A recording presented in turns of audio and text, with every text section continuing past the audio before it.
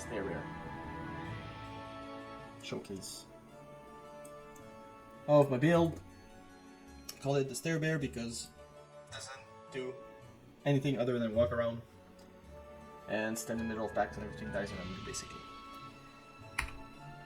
So it's not really a build, guys, mostly a showcase because I don't really recommend doing this to anyone. It's mostly a tier 1 and tier 2 mapper. Fairly faster than I thought it would be at the beginning. But yeah, really efficient at what it is. Just move around, click on some chests, watch everything die around you, loot absolutely everything, like gems, rare, base, stuff like that. It was really fun to pick up everything. It's a good build for that. First attempt that I did, tried to work around hunger, trying to maximize the open wound damage, because the open wound damage applies when you reflect damage onto an enemy.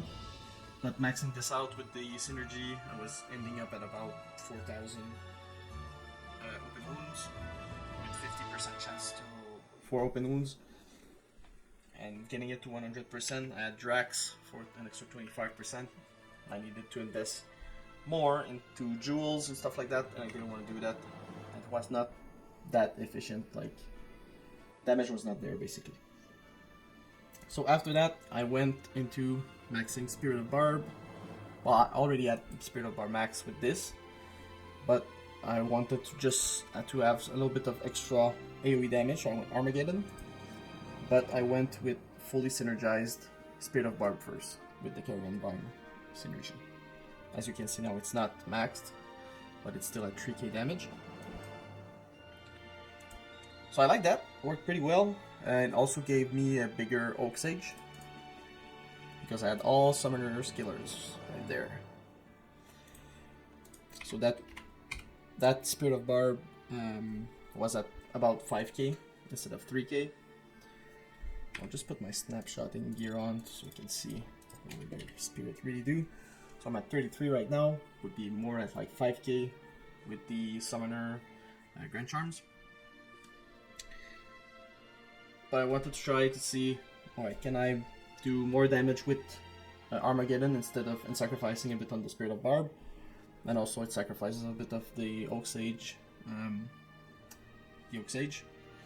So that's what I decided to do ultimately, to go Armageddon, fully synergize, and then dump the rest inside Carrion Vine. So that's pretty much it. What regular cycle would be, I come in a game, resummon everything with my snapshot gear. Snapshot gear is not that crazy. I just got the spirit, the arachnid mesh, and the summoning skill amulet, because I'm using a metal grid, so 0 skills on that, 0 skills on the bet. So that gives me a little bit more damage on the Spirit of Barb. So that's my initial swap when I start the game. So I'm starting off my switch. I was surprised that this thing actually existed. Was pretty much perfect with what I wanted to do. So it's a +6 Spirit of Barb and Armageddon with the fire damage, a shitty fire facet in it. So there's also lidless for +10 fire skills damage with the facets. Since it's on swap, you just need the fire skill damage to snapshot your Armageddon damage with this. Alright, so onto the main gear. I guess almost all the pieces are mandatory for the build to work. I went with the Spirit Keeper to get the 2 spirits, because this build has really low life pool because I'm going max block. So having a Spirit Oak Sage help me get a decent amount of life. So that's it, +1 on it with some fire facets. Not perfect ones, but okay. Still carapace could be improved. Could be a different slam as well. Could be a +3 with 2 socket would be the best, I think, or 3 socket will be good as well. But yeah, I was trying to aim for the big roll on the attacker stick damage, and as well of the +2 skills. And yeah, getting like a good jewel with minus requirements and all resist would be better, or 5 facets would be better as well. But that's just the one I use right now. Spike Thorn. All your PDRs on there, and the big attacker stick damage is basically why you have this item. I put the two ums and an L room to have better block, because getting the block requires absolutely massive amount of dexterity right now. So I try to minimize that with the L room. But the best Spike Thorn would be a chance to block slam and a 2 open sockets, because I think it's 15% on the slam, so it's 2 L room basically worth of chance to block. Another mandatory item is Stone Crusher. You want to get the minus 10 fizz res for the attacker stick damage. Works with the penetration, the fizz penetration. You have strength on it, and then I put 4 sockets in it. Trying to lower the strength requirement with minus Rick and all res jewels, stuff like that can work. But this is the only spot in my build that I can fit in some MF, so I went with Ist, which worked really good because I didn't have them at first. I put them in and I started looting stuff, so it makes a big difference. Soul Drainers. Pretty self-explanatory again for the Fist Pen, and I got the Slam to increase chance of blocking. It's one of the best slams on there. Either that or all res can be also good. I got 2 BK rings. One with strength, one with dex, just to ease my my requirements, which are really high. Blade buckle with the ATD slam. ATD slam can be you can get them on the armor and the shield too if you really want to go in this direction, but having the mix, kind of not going full blown ATD, kind of works. So that's the blade buckle. I upped it twice because I still have a lot of strength for the rest of my gear. Getting more defense is really good. I think I got 14,000 defense on this, so that helps. Boots. We got a chance of blocking slam, res that I need, faster on walk, and yeah, some MF. That's kind of cool. All right. Yeah. So some other gear swap gear that you can change around. I have these boots, which are pretty much a carbon copy of this, but they have half freeze. So half freeze, you can mix them with a Titan's grip to get even more block and the CBF right there, and then really nice gloves with the lightning resist as well. Really nice. I got this belt, which I could switch if I didn't want the attacker stick damage. Just PDR or Dungo will work too. And the big strength on this is good for the rest of my equipment. I tried Drax when I was using the open wounds damage. Didn't work out quite well. I also had a plus 10 life after each kill pair, and this for the recovery just doesn't work. You just don't recover enough life just with Drax or life after kill for it to work, I feel like. And you get Sandstorm Strike if you can still figure out your resistances and stuff like that. You get some ATD on there, some big defense, some nice hit recovery and faster run walk. You can use Sandstorm Trick. So for your swap, if you don't have access to like this insane thing for this build, you can just use a Vanxon for the plus 6. It's decent enough. So yeah, I got full elemental skillers, some resist and life, small charms. I got pretty basic ones right now, but having faster run walk ones would be great, or some life would be great as well. So coming into the stats here, a lot of strength obviously for the steel carapace, the stone crusher, like everything is really high requirement of strength. Dexterity, I pumped that as much as I could to get to 75% block. I got 74, but pretty close. Getting 0 block on this is, I'll say, is really, you'll struggle. Get 0 block on this. You'll get hit by everything, and you're just not gonna be able to recover that much life with the build. to make that work. So you need to go full block. That's what I would recommend for sure. And the rest in vitality, as you can see, we got 1200. But let's go with the. Let's go somewhere. Looking at 1600 HP, which is plenty for. Sorry, T1s and T2s. I feel like. So that's half the build, basically. The rest of the build is Act 4 Light Mercenary. And my guy, this dude just rips everything apart, basically. And also heals you, which in this build is really valuable. You get the regeneration from Oak Sage, you get some stuff from your Carrion Vine, your little vine going, but most of the healing and recovery you'll get from the Holy Bolt and Holy Light that this guy cast. So this guy, he needs 125 FCR. Undulls. Oops, sorry, my face is there. I'll just put the Undulls here, I guess, for now. So Undulls, big skills, which buffs the Holy Bolt and Fist of Heaven's cast. And you need, I got some faster cast on this. And the Inner Sight on casting is really nice. It reduces the damage that the monster did, reduce the attack rating as well. So really nice to make you even more tanky when they cast, when this gets cast. It's 20% chance, so it goes off pretty often. Other than that, you're focusing on plus skills, so Shaco, Arachnid's Mesh, and you could go for a +1 Shaft Stop or +3 with some other defensive stats, because this is not really defensive.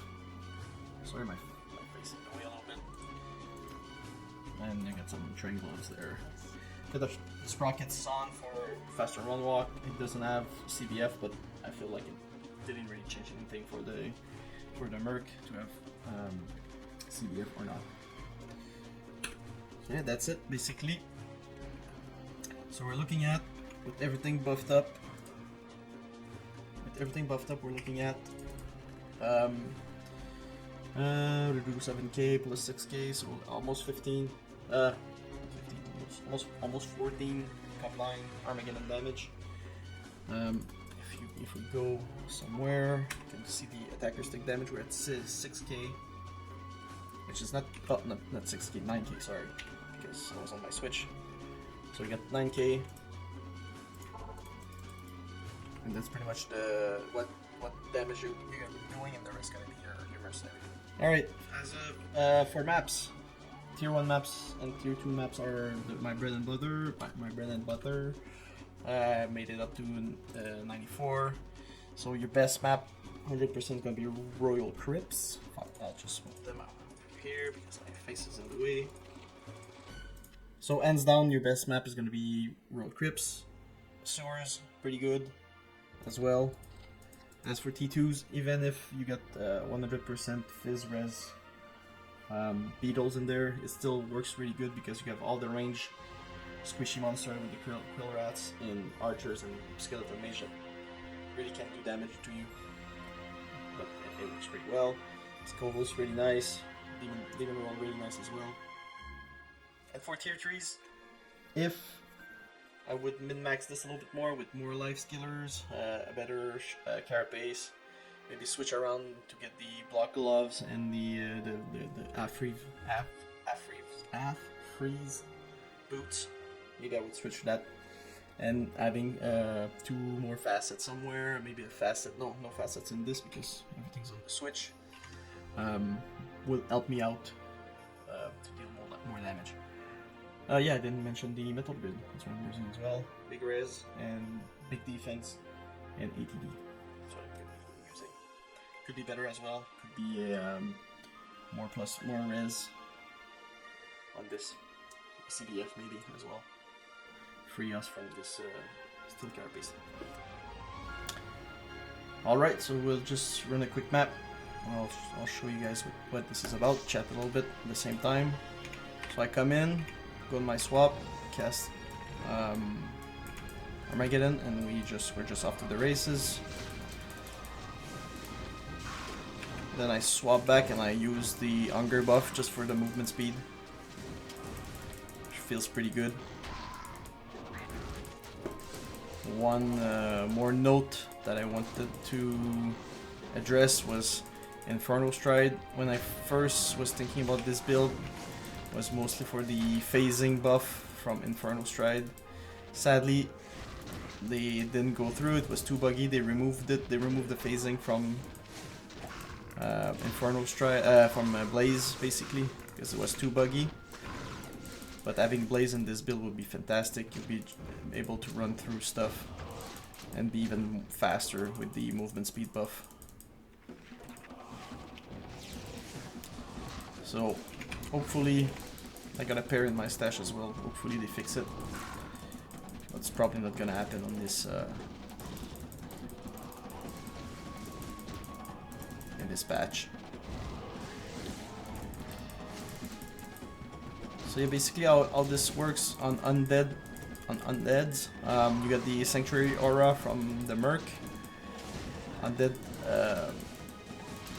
enemies, when they are affected by the Sanctuary Aura, their physical resistance drops to 0. So it makes your attackers take damage, do even more damage to them. Like those skeletons, they have no chance basically.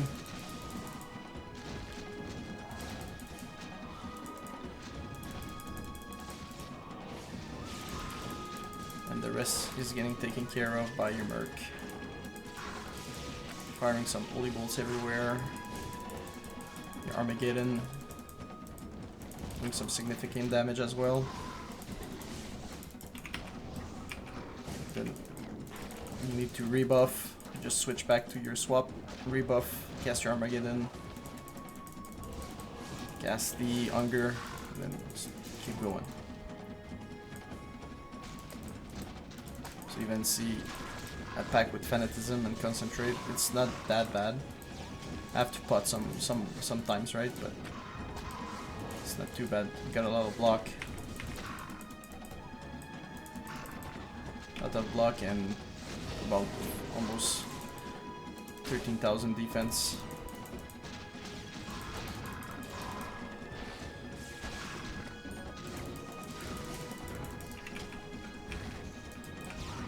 So at first I wanted to call it like a pacifist druid, but since we're using Armageddon, it's not really pacifist anymore, I'd say.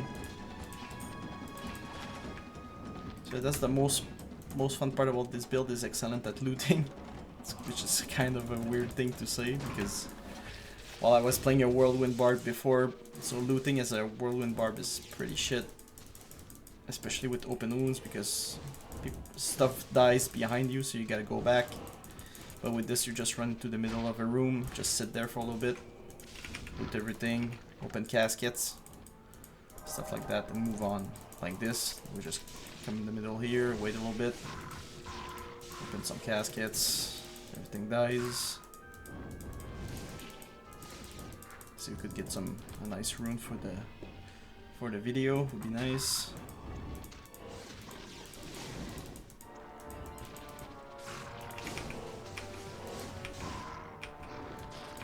Rebuff quickly. Annoying thing a little bit with this is that in bear form you don't see really what weapon you're equipped. Yes. Oh yeah, it's really bad at killing goblins. It's really bad at killing goblins. It's really bad at it. You just kind of need to get your Merc to do the job. Ah, this one's kind of stuck. It's not too bad. But usually it's pretty crappy.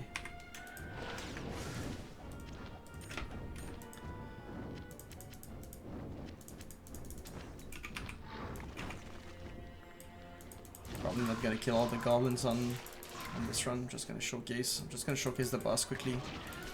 Obviously not the greatest at bossing, but your mercenary can do the bulk of the job.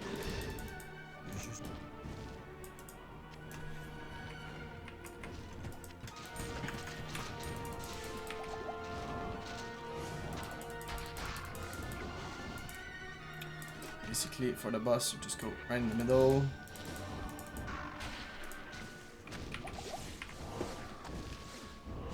And check what you're getting. Check your loot. And then yeah. It's not that bad. It's not that bad.